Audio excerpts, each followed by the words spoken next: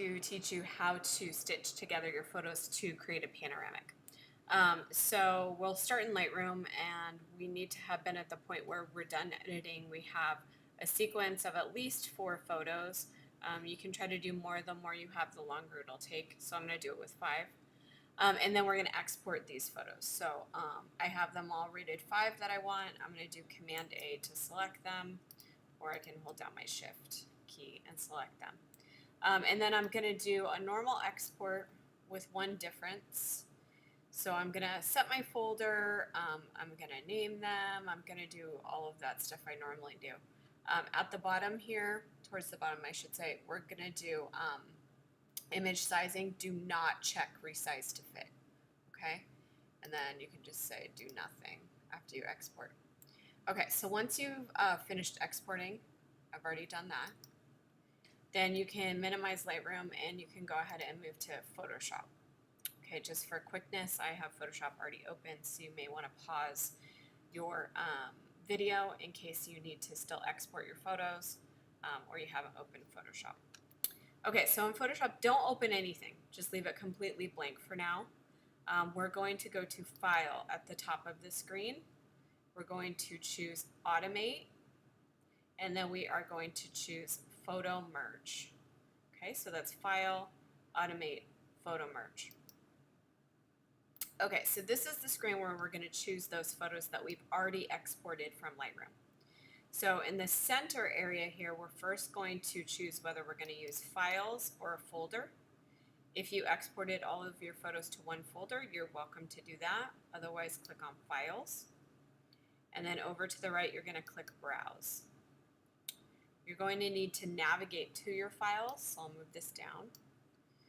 So here at the top, you can choose the folder or your computer that you know they're in, and then you're going to navigate to it here. You can also use the columns on the left.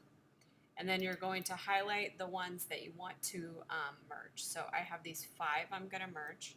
I'll hold down my Shift key, and it's going to be these 5 files. I'm going to click Open. Okay, and then those files are added to my list. They have to be sequential. Okay, they can't be files 1, 3, and 8. They have to be 1, 2, 3, 4, 5, for example. Okay, and then if you accidentally bring an extra file in, you can highlight it and hit remove. I haven't done that. Okay, over on the left for layout, I'm going to do auto. If auto doesn't look good, if you get things that are bending ways they shouldn't be, or you're getting gaps that you don't expect to have, or any of those things, you can try these, and they're pretty much named for what they are. So this can fix perspective, like they're not level across. This is if your photos look kind of cylindrical, which we didn't really do, but in case you do. This is if you get bowing and you want to fix that. This is if you might be missing parts that you need to collage together. And this is if you need to reposition. But again, auto should anticipate some of those issues, so I'm going to choose that. At the bottom, we definitely want to blend images together. And then I think it's helpful just to turn all of these on in case it needs to correct these things. You can try it without some of the options and see what it looks like, but it's up to you on that. Okay, then you're going to click OK. Now it's going to run the auto stitching together, the photo merge.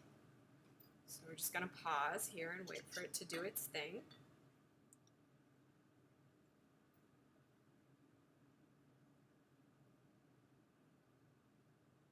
The more photos you have, the longer it's going to take. I have 5, not too many, not too little, so it's probably going to take like 2 minutes.